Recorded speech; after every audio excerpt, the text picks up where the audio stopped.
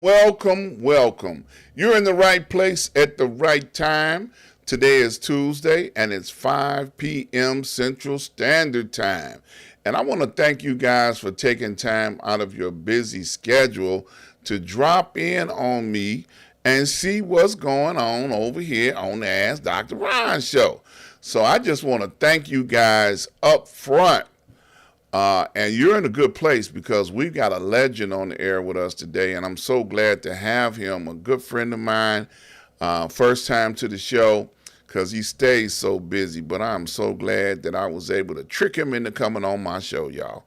But let me get my announcements out the way so we can give him as much time on the air as possible.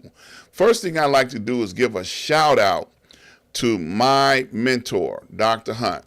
Dr. Hunt and I have been traveling together for 30 plus years. And out of the 30 plus years that we've been traveling together, he has been a blessing to both me and my family, as well as I have been a blessing to him and his family. Now, the reason why I talk about my mentor as much as I do is because I want you to get a mentor. This is 2024. There's no reason not to have a mentor, at least 2 or 3 of them.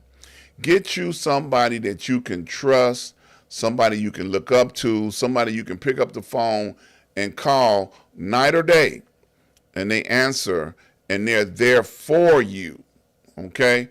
I want you to get somebody in this year so that you can understand the benefits and the value of having a mentor. Because I tell you, once you have one in your life, you will never, ever go without. Okay? So get a mentor. Then I want you to get a show so you can shout your mentor out every chance you get.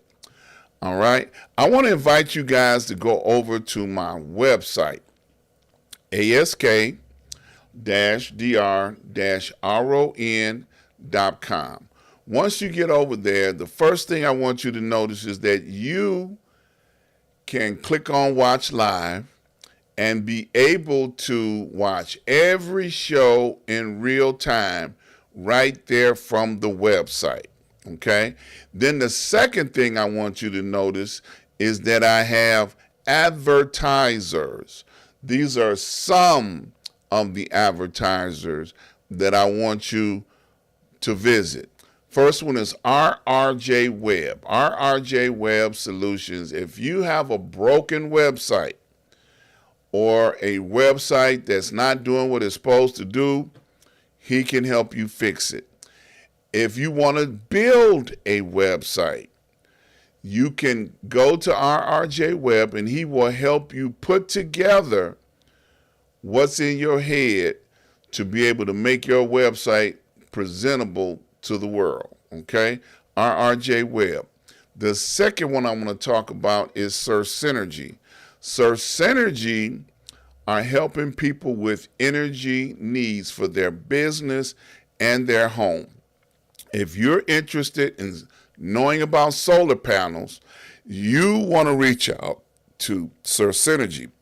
They will come in, explain all the details about solar panels to you and your family or to you and your business and help you get the energy solutions that you need. Port Again Sam. Now, Port Again Sam is bringing in some of the best wines and spirits from all over the world. If you don't know about Sam, you definitely want to call him up and set up a wine tasting so that you can find out what your new wine is going to be. I tell you, I'm a cognac drinker myself, and he got a cognac, I tell you, that you will not be able to buy in any store. So you need to give him a call, click on any one of these links, any one of these flyers that you see on my website, and they'll take you directly to their website, and you can talk to these people directly. Now, I saved the best for last. Prince Hunter Financial Group.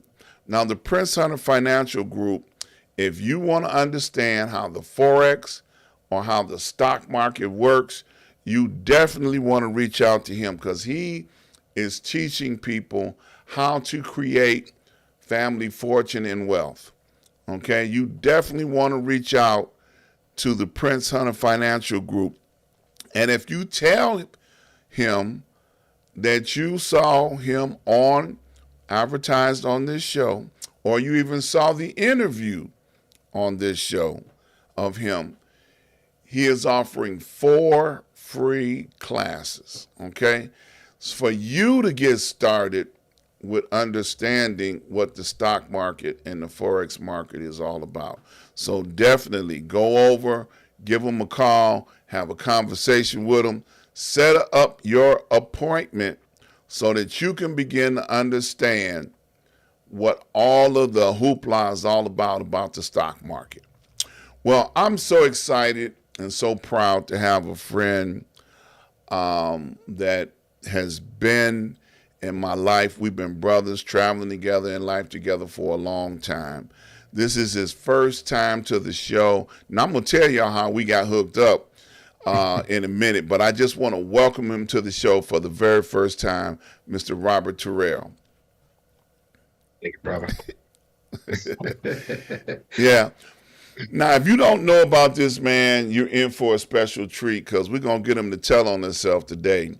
Now, decades ago, I was helping Fox, find entertainment for the Fox stage at the Taste of Chicago. And Robert was working with Jam and a few other artists at that time doing music. And Gus brought Robert out to the performance, and me and Robert got to know each other, and we've been friends ever since. That was a lifetime ago, man. That was so long ago, man. I can't even tell you what year it was, man. But Robert has been working with people in film, music. I mean, everything that you can imagine. I mean, I ain't gonna give you a whole bio. You can do that better than I can. But man, whew, lifetime ago. Yeah, it's been a while. Actually, you brought some stuff back to me too. Listen, Dr. Ron. Once you start calling them numbers behind you, things start disappearing. So Man, you had forgot about that, huh? Yeah. And then I started, while you was talking about it, I was sitting there like, oh my gosh, like, when was that? I was thinking of years, man. That's been a lot of years ago, man. Man, a lot of years, because Wanda Wells was running the Fox stage at that time, and that was when they used to have a real Taste of Chicago, and they used to bring real entertainment down there, And to Gus Redman's credit, he was the first person to ever bring hip hop to the Taste of Chicago. Right. Gus did that. It was the first person because I think we had 2 or 3 hours to fill. And I was like, Gus, what you going to do? Because I was a little concerned. He said, well, you can't expect one hip hop artist to perform for 3 hours. So I'm going to bring several. Right. And that's what he did. He did gave everybody 15 minutes. And man, he filled up them 3 hours, and you and your artists were part of that rotation. And it was successful. Nobody died. Nobody went to jail. Everybody was cool. Wanda enjoyed it. And that's the main thing. As long as you made Wanda Wells happy, it was a good day. So yeah, that was a while back, brother. A while back. Yeah. A while back, and it was good hip hop. That's the difference. So the music that you hear today, especially the radio music that you hear today on hip hop, is a little bit different than the stuff that we were doing back in the day. So, I have to say that I'm proud of what these guys were able to accomplish in those days. Yeah. Now, and I mentioned your affiliation with movies. Now, many people don't know that you were very close friends with the brothers that made all 3 films in Chicago, Barbershop. Yes. Yeah. I know you were talking about that off air one time. You were saying how they used to hang out at your house. Yeah, actually, when you said the word was, then that's a little bit off because we still friends. I'm There still you friends go. with those guys now.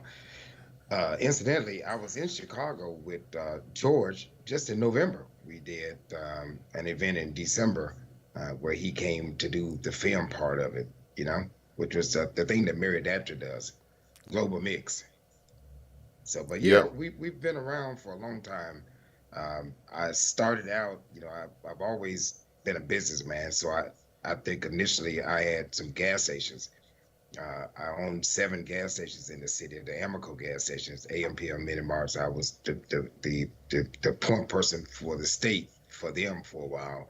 And in 1985, when they went out, then I purchased, and I expanded to 7 gas stations within a year. Of course, my passion was always music, so I ended up doing some things in music where got a recording studio and start doing things with the Magnum Force and with Amadeus, one of the artists that we started, and it just took off from there. I've always been passionate about music, and so here I am, man.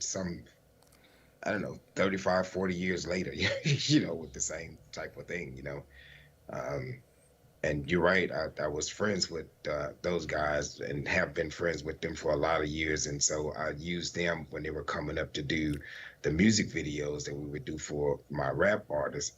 And as a result, we became good friends. And when they moved on into LA to do film, then I was able to start bringing some of my close artists into the fold to be on the film. Like I had Jam on the barbershop film. Um, so that it's always good to have those type of friendships, and those friendships have lasted for a lot of years, just like ours. Yeah, absolutely, man. It was so funny. Not too long ago, I'm finna name drop now. Maybe about a month or so ago, I have been struggling trying to catch up with Deli Dell, a promoter, producer extraordinaire. And I'm like, I know what to do. I'm gonna call Robert Terrell. Then I'm gonna catch up with him. And sure enough, Robert put us all on the phone. And man, I was like, see, now I got you. And, I can catch up with him now. I can text him because I had an old number for Deli Dale.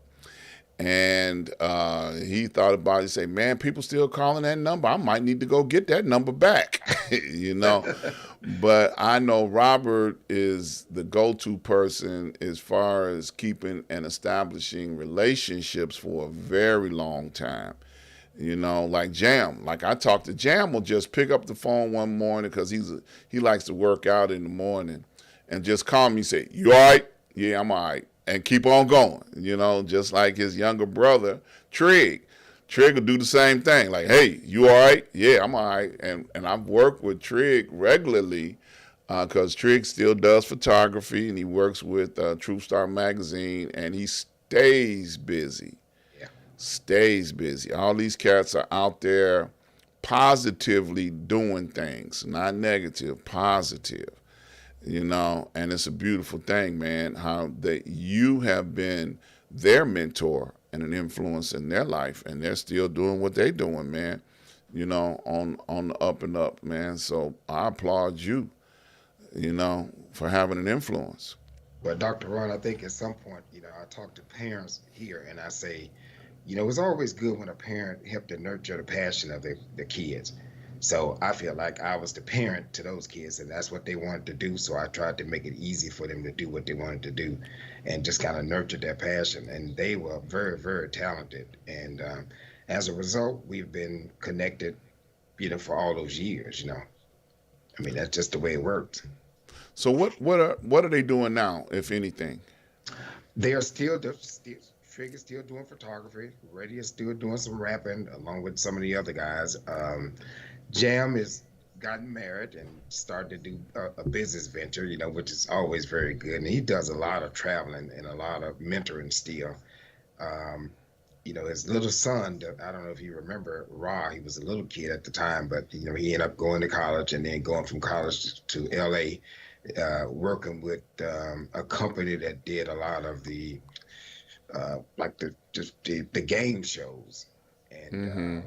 I can't remember the name of the company. That's what happened with old age. But a lot of the game shows, and then he came back and got married. So he's up in Minnesota now, still doing things. He actually, when he came out of college, he was able to get a Fulbright because he had been around us so long doing all of the rapping that he did something called Global Cipher, which is where he Okay. was able to go to 15 different countries and to hook up with hip hop guys in all those different countries and to do what you call a global cipher where they on a website and they all cipher together, so it's been very rewarding to see the guys stick to what they love doing, and a lot of the guys, I say it don't really take you uh, being on the radio or being with some major label to make things work for you, as long as you do what you love and you're able to impact other lives, and that's all that really matters, and that's the way they feel. So Yeah. yeah. Now, with the last year being the 50th anniversary of hip hop, and I know you had a part to play in that, did you do anything major during last year? I actually did not. I had, like you mentioned, Della Dale. He's one of the guys. We call him the hip hop sheriff in Chicago. And he was a part of the music scene. I don't know, from the early '80s all the way through. When I was there, and Mm-hmm. he actually called to interview me, and we talked a little bit about some of my history in the hip hop. Because I think at one point I was one or two people that had a group signed to major label. Back the time Tongue Twister, he was Tongue Twister. He wasn't, Twister. He was signed to Zoo, and then my guys were signed to Gasoline Alley / MCA. Universal being the distributor, and Mm-hmm. that goes way back, man. I mean, like I said, that's even before the guys did their first film. George and Bob, uh, their company at the time was Menagerie Film, and then of course once they went to L.A., then they changed to State Street Pictures. And Mm-hmm. that's before they even start doing the major films. They were doing my Yes. videos. Yeah. Singletary, right? No, No. no, George George Tillman and Tillman. Robert Title. Yeah, Okay. Tillman. I it's just two wanted to get guys. that straight because Yeah, I don't know they why I kept thinking Singleton. Yeah.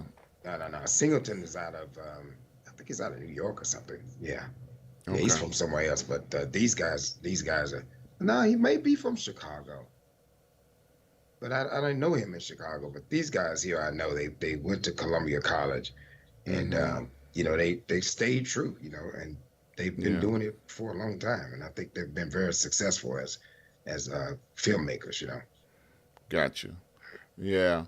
Now, you mentioned that you didn't do anything successful or an event of any type with hip hop in the 50th anniversary year because a lot of them old cats, man, they woke up and went on tour again. Yeah, I know. Yeah, I know. Yeah, I don't know if you my know. guys really have that on their mind anymore. I think they do more mentoring and teaching and producing. Mm-hmm. It's like they don't feel like they want to go back and get on the stage. Every now and then they'll do something just to do it, but that's not where they are. Yeah, that's a lot of work, bro. Yeah, Mentally. they Yeah, passed being back on stage, man. Whoo, Lord. right. Now you said Twister. Now that was before he joined with White Boy James and signed with the Jit Balder. Right. I think at the time he was with I can't remember who was his manager at the time, but he was with Mm-hmm. the company he was with was with Zoo Okay. Entertainment. I don't know if you remember Zoo Entertainment. No, not really. Yeah, Zoo Entertainment. I think what's the other girl name? Phyllis Hyman was on the same label. Okay. Yeah, Phyllis Hyman was on the same label. But that's who they was. Yeah. That's who he was with at the time. Yeah. Because I know White Boy James had the largest pool of and success with hip hop for an independent label in the country back during that time. Yeah. Oh yeah, And he I did know, very well. Yeah. yeah, I know Twister was part of his family, and then Twister got signed a deal with the major label even after that. and he left James and them out to dry, because James talks about that quite a bit. Now, James and I are very good friends to this day, too, white boy James, and he's back out there pushing his stuff full force all across the country, signing new old school artists. They all coming together doing some stuff. There's a guy down there in Mississippi where you are, Exit Only. He's an old school artist that does hip hop. Man, these cats have gotten together. New Orleans, and they've come together, and they're doing a group called the Four Horsemen type thing. And they got the name of the album was The Apocalypse. Okay. So man, these cats are 50 plus because I've interviewed them all. And man, these cats are they live in the moment. They still putting music out there. And doing what you just said, mentoring young people, trying to be accountable for the Frankenstein that they have made in hip hop. Because when they were young, they was doing the, do the crime and then do the time type stuff. Now they like, don't do the crime. And if you don't have to do no time, try not to, So they trying to be accountable music-wise for what they have created, Because some of that stuff, man, is just wild, Yeah, some of it is wild. I think for me, at one point, this was even before a lot of the major labels started picking up rap artists. They didn't really think it was gonna last. Before they started picking them up, a lot of the stuff that you had was more conscious. You had people talking about things that was going on in the neighborhood, or talking about issues uh, uh, that they felt in the community, racial issues or financial pressure that they were under, and that kind of stuff. And at one point that the labels started looking at it, it's like, well, these guys starting to get a lot of movement, and they're starting to get a lot of people to kind of open their eyes. They're talking about the type of issues. So they start to signing them, and that's when things started changing. They started changing a lot of the music, and it's influenced our kids, a lot of kids, negatively, because if what you Right. put in your ear, it makes a difference. At one point, I remember I talked to people nowadays about, they was talking about Ice Cube. I said, well, I remember Ice Cube did a album, and it called it Lethal Injection, and on the album cover he had um, Looks like he froze up there. We might have lost him for a second. His internet connection seemed like it froze up, so y'all bear with me for a second. He'll pop back. Hopefully, let's see. Y'all stand by. Don't go nowhere. Da-da-da-da. Let's see if we can get him back on here. Hold on. Y'all bear with me one second. We're going to see can we get him back. Hold on. We're going to end the call. Then we're going to go right back into the call. How about that? Y'all stand by. He must have had a connection drop out. Okay. There we go. Let's see. Robert, you what there? happened there. Yeah, it froze up. Internet connection froze up. So you were saying about the album with Yeah, Ice let's talk Cube, about Ice Cube, and Legal yeah, Injection. Yeah. yeah, and the Lethal Injection. And people were saying, well, Ice Cube was being, well, he may have used some language that we wasn't used to hearing, on a mainstream record. But what he was talking about was really putting something into the kids' ears. The on the album cover, if I'm not mistaken, he had a kid sitting back with his head back like this, with his eyes closed, with some earphones on, and Ice Cube was standing there like a doctor with a syringe, like putting something into the earphones. So it's like Okay. I'm putting something into your ears. And I think at that point, you had people talking about real issues.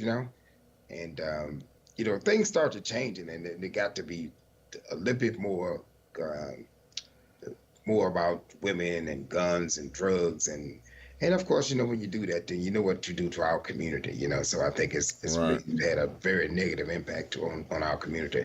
Although you have a small amount of guys who are getting paid.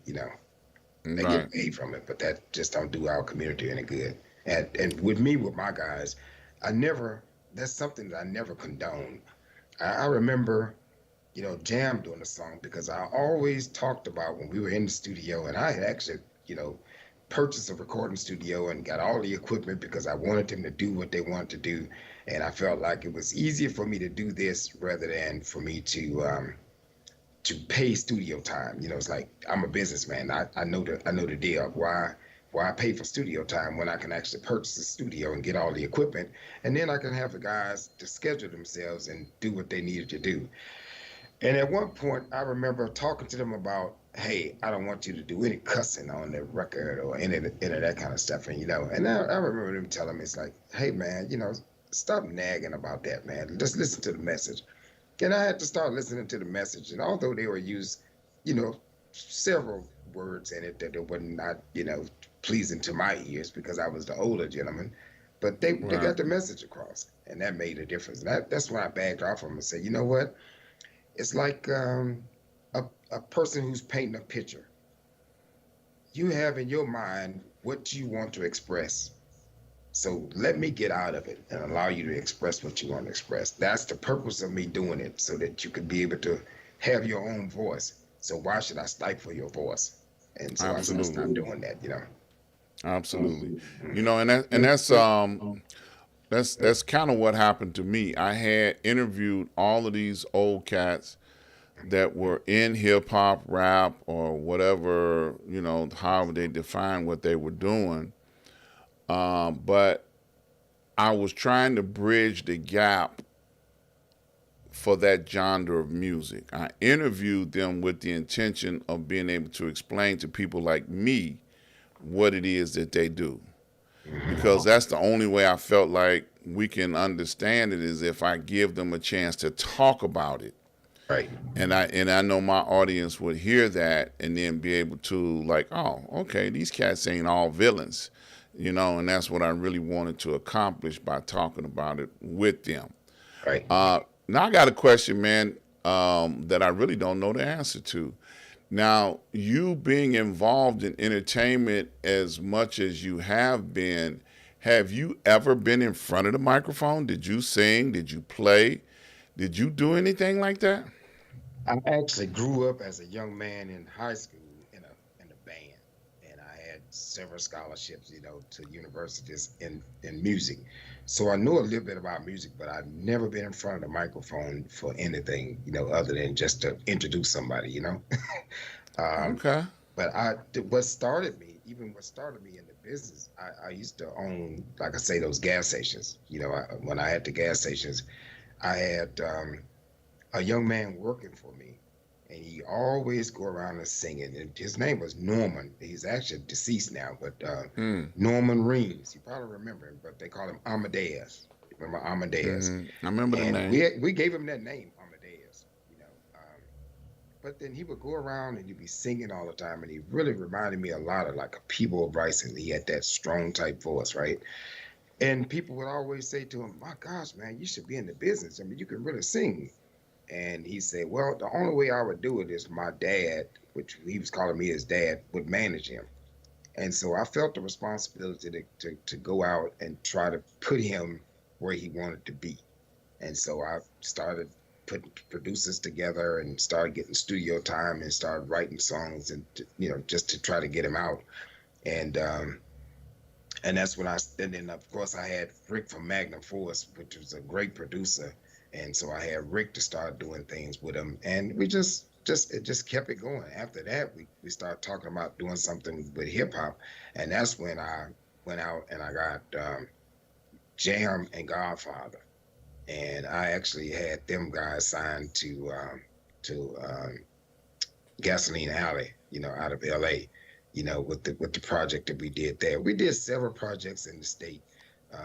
We did the compilation that we did to put down the guns, and because the guys were out of Robert Taylor homes, and it's like Hmm. they're just as gangster as anybody, But the thing is, that's not what they were trying to give to the community. They wanted guys to follow a different type of light. And Gotcha. so we put that project together, and during that project, they decided that they would even donate all of the proceeds from it to the United Negro College Fund because they felt like education was really important and mine was truly a terrible thing to waste, and they wanted Absolutely. to support an organization like that with their funding. And it was just one of those things. We started doing things with the radio stations, and I remember at one point investing in them because I always wanted the artists to feel like they had something rather than to go out and you know I ended up getting a limo to drive them to places when they were doing shows, and that's when me and I said Victor, I don't know Victor Harris with Total Eclipse. Yeah, He yeah, was that's my just starting boy. out his Yeah. he was just starting out his sound company. He was actually still working Right. for the post office at that point. Right. And then so every time we got booked to do something at any school or anywhere, then I always, reach out to Victor and say, okay, even if I gotta pay for the sound, I want you to come and do the sound because I know doing sound is really important to an artist, if you're gonna do Right. something. And most times when you did something in those schools, people had no concept of what sound equipment was. They said, well, I got a Right. microphone. You got a microphone, you got a No. PA system, and that's something totally different. So I made sure that I put the guys in the best position to be able to deliver. Right. And as a result, they started really doing something and getting a real tight fan base around the area. Right. So Right. Now it's funny you should talk about sound. A couple of weeks back during the holiday season, I went to a retirement party for the first audio black audio man at the Airy Crown. Byron Walton. You remember Byron? yeah, oh yeah, I remember. Byron Yeah, was the first brother that did audio houseman at the Airy Crown. He also toured with Janet Jackson and so many other people. right. But he's retired now. He finally got to that point. He hung up his microphone, so he's done. I His headphones is done. yeah. So it was fun. I saw Ernie Green. He was there, and there was a lot of other people. Most of the people came out to support his retirement, but it was industry people. Folks in Yes. Chicago, names that are famous in Chicago. Um, Now I want to fast forward a little bit because at 5:30, and I don't want to be remiss and not give you enough opportunity. So now we know the legendary status that you have here in the Chicagoland area. But you left Chicago, got on a Greyhound bus, and went to Mississippi. Now, usually it's the reverse. Most people leave Mississippi, come to Chicago. But you left Chicago and went to Mississippi. Now, I know it wasn't on a Greyhound bus, but it sounded good at that moment. You Yes, know? sir. As a matter of fact, when I went to Chicago, I didn't go on a Greyhound bus. Like a lot of people did do that, but I grew up down here initially anyway. Okay. So I really grew up in Mississippi, and I didn't go to Chicago until '77. Okay. And then of course in 2008, I decided that it was time for me to get back south because my parents were both getting older. In 2007, I had lost one of my sisters who was really the close knit uh, person down here for my family, and she was taking care of my parents. And once she passed away, and I just kept thinking, it's like, gosh, man, what am I doing? What am I doing here? My parents are down there, and I always said that I would never ever move back to Mississippi. But you never know where you're going. You only know where you've been.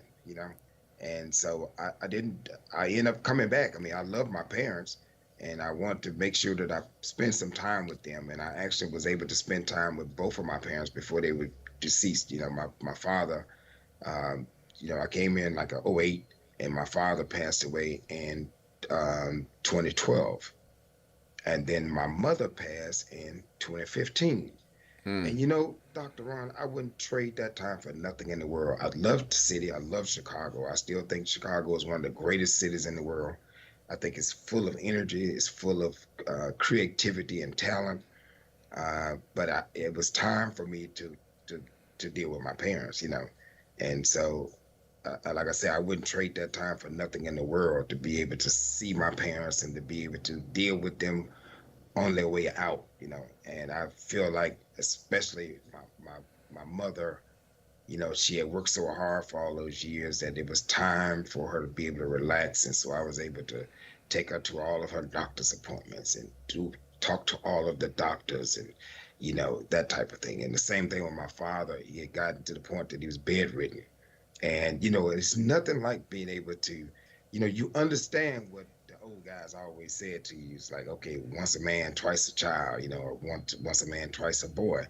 And I saw my father, you know, go all the way back to being where he needed somebody to pick him up and put him in a chair or that type of thing. So it just did my heart, really good to be able to do those type of things for my parents on their last days, And if my father was still around now, he'd be 99. Next year he'd Mm-hmm. been 100 years old. And so it just pleased me to be able to do that. Now at the same time, relocating back to do that, I remember talking to Gus one day, and we had did an event at the on Union. I mean, what is it? The name of the place? Right east of on Chicago. I mean, it's on the south side, 65th and Low. What's the name of it? 65th and Low. It was a club Uh, right there, I remember. 65th and I Low. remember the one. Anyway, I one of want us to will say think of Mr. it. Ricky's, but I was not 65th Mr. and Low. Ricky's. Yeah, And, yeah, and yeah. anyway, we had did an event at that club that night, and I had been talking to him for maybe a week or two, saying, "I think I'm going to Mississippi. I'm going to Mississippi." And we did that event, and then I say, "I'm leaving here, going to Mississippi," and they really Mm-hmm. didn't believe I was going to Mississippi. And when they woke up that morning and called me, I was just driving into Mississippi. I mean, I actually took off that night from that event and drove to Mississippi. Now, when I came to Mississippi, I knew that I needed to be here, but I never planned on opening a business. But of course, I've always been a businessman. So I came down here and I opened a place. I opened a cultural arts center. I built a stage and started doing things. And Victor, I called Victor, say, Victor, I've never been a sound man, so but I need sound. What do I need to do? And he told me what to do, and he actually sold me some of his equipment, and Okay. we brought the equipment down, and I started doing things. And then, of course, once I was here, then all the people I knew in Chicago, the oldest Clays and the Shalites and all those guys would come down to Mississippi, and and now I'm here, so they would come down to visit, and so it gave me that feeling of home when I had those guys coming down, and then I could do things backwards and forward with them. And while I was at the place, I ended up doing an event for. It was an executive director that came over to the BB King Museum out of Kansas. I think it was from Wichita, Kansas. And I decided to put together a group here to do a welcome to town event for them. From the black side. Let's do a welcome to town for them. And when I did that, he started looking. It's like, my gosh, man, how are you doing all this stuff? I would have all the artists coming to perform at my place, doing things. And I did a lot of programs. Like I would do like educational programs for the kids. I would do spoken word, open mic nights and stuff for the kids. And I would do a movie night, like a documentary film night, where I would show film, documentary films about Black history, and I really felt like, gosh, man, these kids had no clue about some of the things. I had people that was in the class that was like 20, 19 to 20 that didn't even know who Shirley Chisholm was when I did, her documentary. So, it was just, I guess I needed to be here. And, it just did me good to start doing things like that, and people started gravitating to it. But at any rate, when I did the event for that executive director, he was like, "My gosh, man, I need you to come to the museum because now BB want us to do this, and he want us to do the festival, and I had festival producing experience, and he want us to do the Club Ebony, and so I'm gonna bring you in, and I'm gonna bring you in under a title that we'll create called a Director of Entertainment." And all the time running in my mind, I'm saying, man, are you crazy? I'll give you some advice, but I'm not going to do it. I just kept saying I wasn't going to do it. And I remember meeting with him in the board chair at Club Ebony when we was talking about it. And in my mind, I kept saying, man, these guys crazy. I'm not gonna do that because I'm doing something already. I'm already busy. And in my mind, something said, well, if not you, then who? And I knew who was Mm. speaking to me at that point. And so Right, right, here it right, is. I'm still here, and right. I started producing BB's festival and started doing this Club Ebony event, and here it is. I'm still here. BB passed away in 2015, and then I started thinking about uh, doing his grave and doing the rest of his story at the museum, and now I'm the deputy director of the museum. I've done his grave and, did put another $4 million into the museum. It's a $20 million um, a facility, with archives and all and exhibits. And then I was able to go over and save a historical Club Ebony. We had Club Ebony is a 1948 open chilling circuit joint that Wow. housed everybody. I mean, from James Brown to Ike and Tina Turner and to Count Basie bands and, all these guys, Lil Willie John and, you know, all of the Kings, the Alberts and the Freddie Kings and everybody played in this place. And um, it was one of those places that I think it was kind of it got run down. And I said, my gosh, man, I really would love to do something to the place. Well, BB ended up in 2012, well, 2008 when I was here. Here it is when I came here, having no idea that I'd be doing this.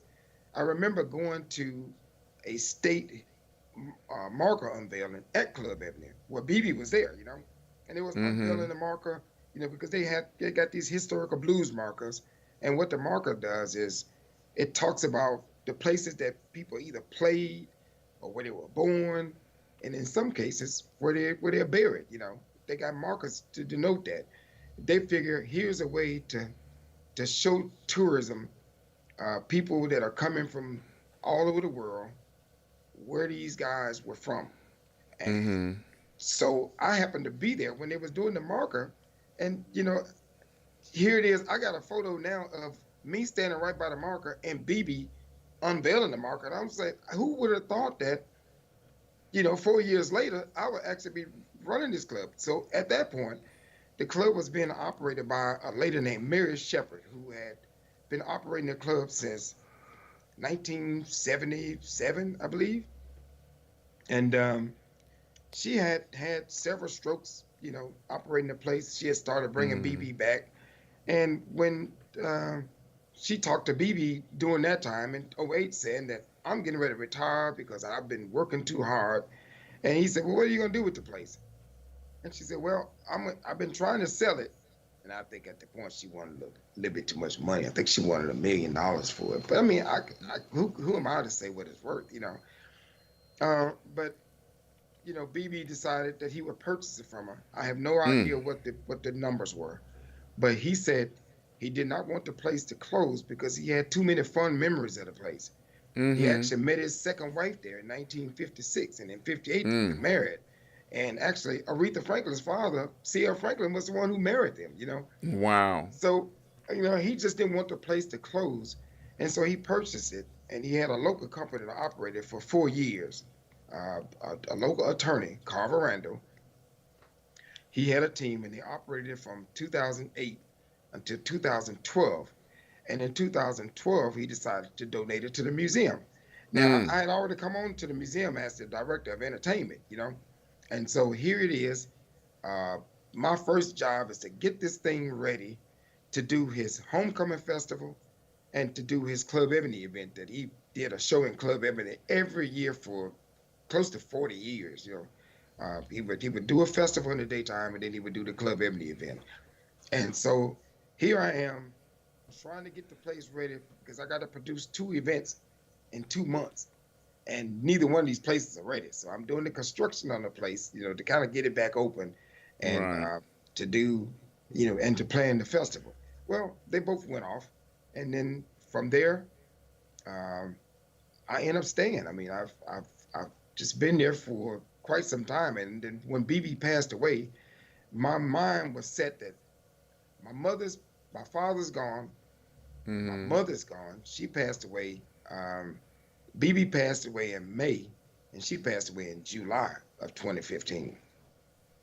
And I said, well, I guess the good Lord knew what to do. So he had BB to go first because now that means we bury BB on the property, but it's just a grave. I mean, so now my thing is like, gosh, man, I have to stay here long enough to put together BB's Memorial Pavilion, which is what we have it Right. at now. We have $1 million, site where he's buried at. And here it is in July, my mother passed. So that means now, I mean, if my mother had passed in May and BB passed in July, just the opposite.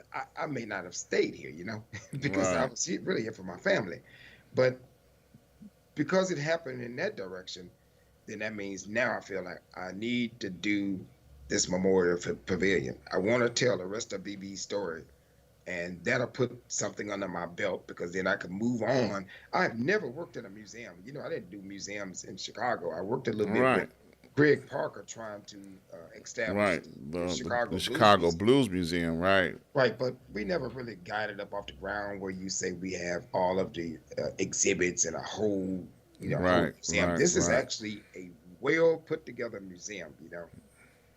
So I wanted to do that, and so here it is. I was able to get that done. It took a little bit longer than I thought because we had to raise the money to get it done. But then after Right.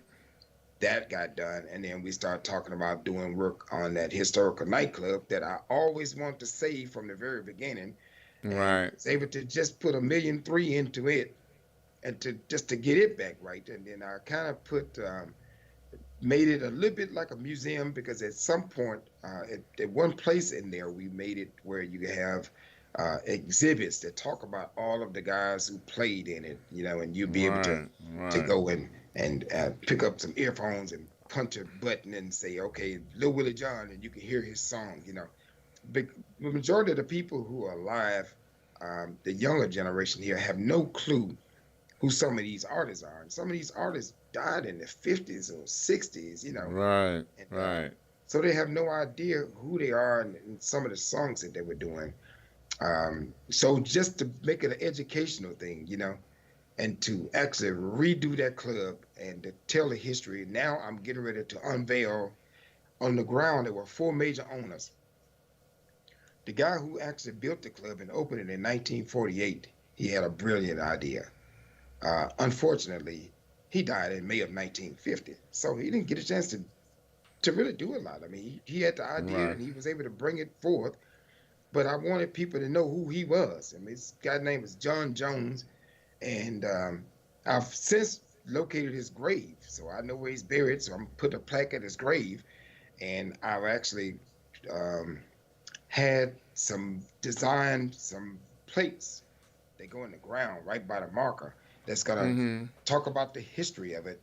And I have one for John Jones, who owned it first, and the second person who took it over that kind of tied BB to it is a lady named Ruby Edwards, who actually had a club in Leland called Ruby's Night Spot.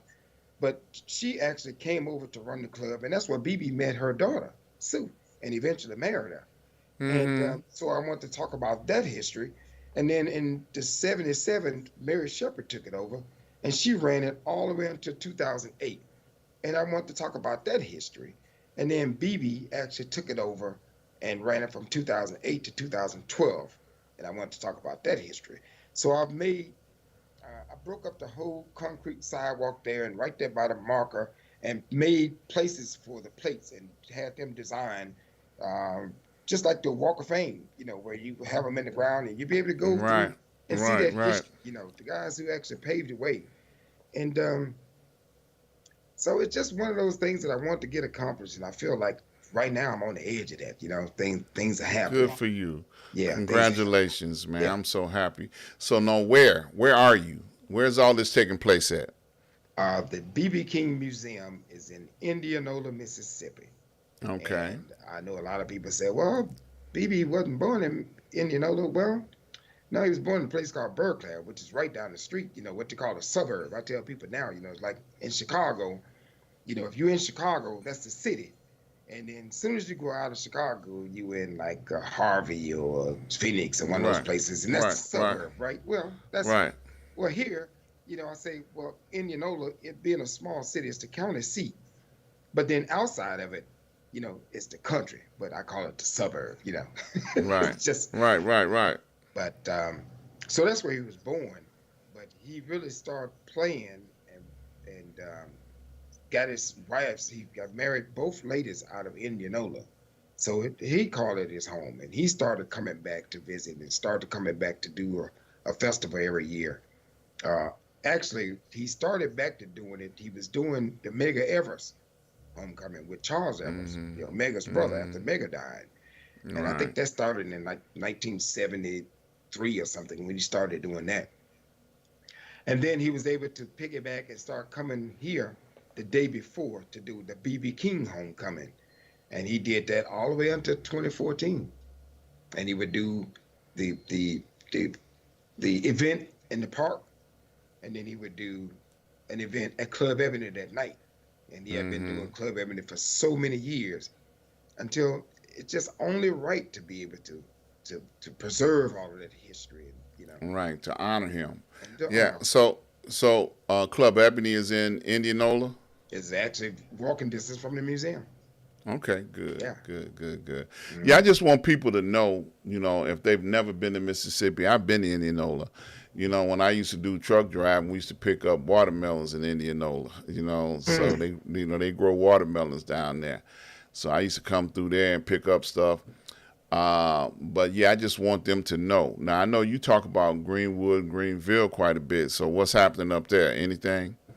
Well, the crazy part about it is Greenwood uh, is about, I don't know, 20 miles east of me, and Greenville is about 20 miles west of me. Gotcha. Both on 82. So we're on Mm-hmm. Highway 82. And if you go one way, you go to Greenville, and go the other way, you go to Greenwood. And so, Yeah. and they are both in different counties. Greenville is in Washington County, and then I'm in Sunflower County here, which is the very next county over. And then Greenwood is in the next county over, which is LaFleur County. And Right. each one of these towns are the county seat. Okay. So, so Greenville Yeah. is the county seat for Washington County. Indianola is the county seat for Sunflower, and Greenwood is the county seat for LaFleur County. Now, And which one of them has got the catfish hatchery? Because one of them they famous for catfish. well, a catfish and cotton is famous all down here. Yeah. Everything in this area is catfish and cotton. It's always been cotton. Right.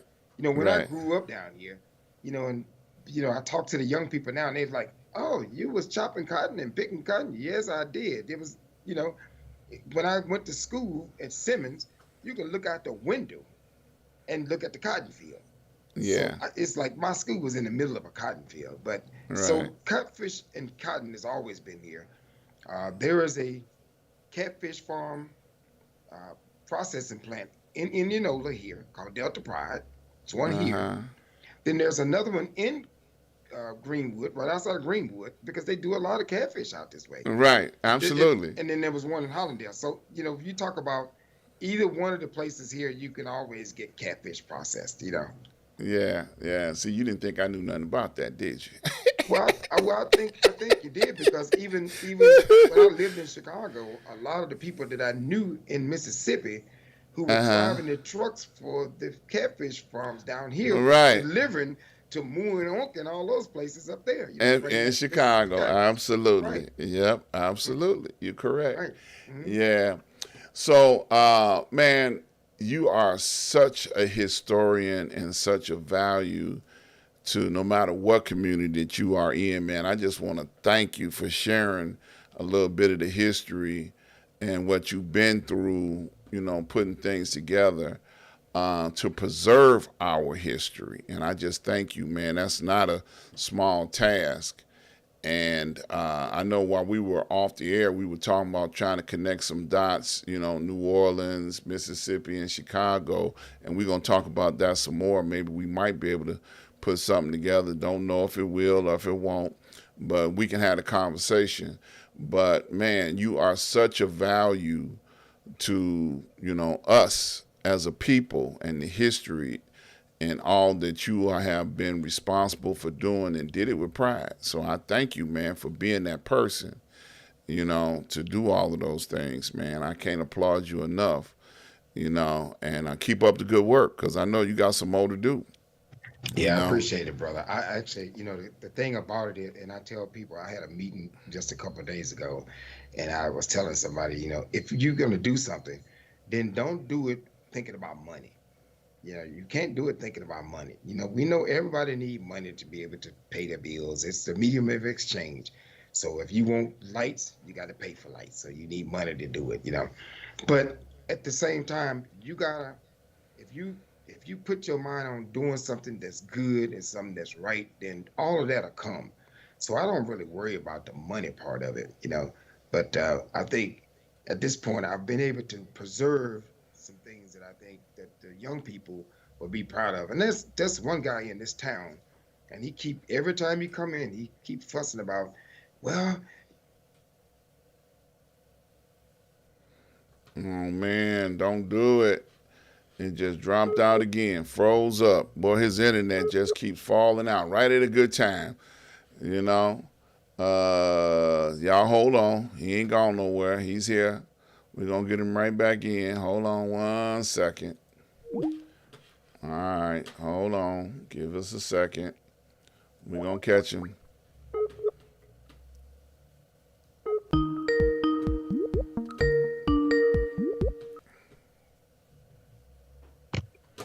I Okay. guess I'm just not Yeah. used to this. Yeah, your internet kind of acting funny, but that's okay. You there? Oh yeah, I'm here. Okay. Let me see. Let's see what happened. Can't see you though. I hear you, but I don't see you. Hit that camera Go. for me. I got the camera. There you Oh, there you go. go. Okay, There you go. there we All go. right. So now, old guy keeps fussing. You were saying the He old guy keep in the fussing neighborhood. about. He keep fussing about. I keep doing everything to show everybody else and show all of the history, but then he says, "Yeah, but you in 10, 15 years you'll be gone, and won't nobody know anything about the person that did it all." So he keeps Right. saying, "Your name need to be somewhere." And I'm like, I'm not really Yeah. concerned about that. I'm not doing it for that. I'm doing it because I know the history is important. And there's been so many times that a lot of our history get away from us. And a Right. lot of the places that got away from us, because I grew up in Hollandale. And if I think about all the places where my dad ran this place called the Harlem Club, they don't exist anymore. And all the Blue Right. Front, where you had all of the guys, the Howling Wolves and, the Muddies, and all those guys played there because like they played here, those places don't exist anymore. So it was important for me to save this place, because we could really talk about the history. You could walk into a place that, you know, 50, 60, 70 years ago, some of those old artists was in there playing, and you can actually play on that same stage. So that was important Absolutely. to me. Yeah. Mhm. So if you want more information, his information is there, bbkingmuseum.org. You can go there, reach out to Robert, talk to him real live. He answers the phone most of the time. And so y'all reach out to him, talk to him. And man, I love you and ain't nothing you can do about it, man. I just appreciate everything about you, man, because you are that person. So I always got two questions that I asked everybody before we close the show out. The first question is, will you come back and see me again? I'll come back and see you again, but let me get one other thing out. Go ahead. Because one of the other things that I got involved in with since I've been here is uh, blues challenges. And that means there's a competition that happens. It's an international competition that happens in Memphis every year in January, and it's actually next week, where you have blues bands from all over the world competing. And I always try to represent, have someone from this area to represent. There is no way that all of the blues artists that's playing blues should be white when blues come from us. Right. So I try to make sure that we have someone from this area to participate in it and to go up to Memphis to be a part of that challenge. So we have that coming next week, and I'm proud to be one of the facilitators of that every year. We do a local challenge, and out of our local challenge, the person that win our local challenge be able to go to Memphis to compete. And we've had some really successful guys coming out here. So Brady Champion was number one. We had, Eden Brent was number two. I mean, we've had a lot of artists from this particular blues society in Indianola to go and represent well. So I'm proud of that as well. Absolutely. So I All will right. come back for one. And so now you're number Okay. two. My number two, what would you like to leave with the people before we leave today? Well, I would just always say stay true to what you believe in, no matter what. I mean, don't allow anybody to change you from being who you are supposed to be. And once you learn who you are and learn what you're supposed to do, then continue to do it. Don't let nothing stop you. Absolutely. Great words, profound words. Once again, man, I love you, man. I appreciate you. I cannot thank you enough for coming and share your history with us on today. Thank you, my brother. Yep. All right, you stay right there. We're going to end the show. I want to invite you guys out to join me on tomorrow, Street News Now at 12 noon. Please join me tomorrow, where I'll be talking about news, commentary, and what's going on in the world. Each and every Saturday, join me from the desk of Dr.Ron, where I get a chance to tell you guys what's on my heart each and every Saturday at 12 noon. Each and every Sunday, I do a Black History Moment, 365 days out of the year. I believe in celebrating us every Sunday, talking about some folks that we have in our history that have done great things. And I want to thank each and every person that have made contributions. Keep up the good work. Please continue to support what we're doing here. And while you're here, please hit that subscribe button so that you can be notified each and every time that we go live. And I look forward to seeing you guys tomorrow at 12 noon. You stay blessed. I love you. Ain't nothing you can do about it. Stay encouraged.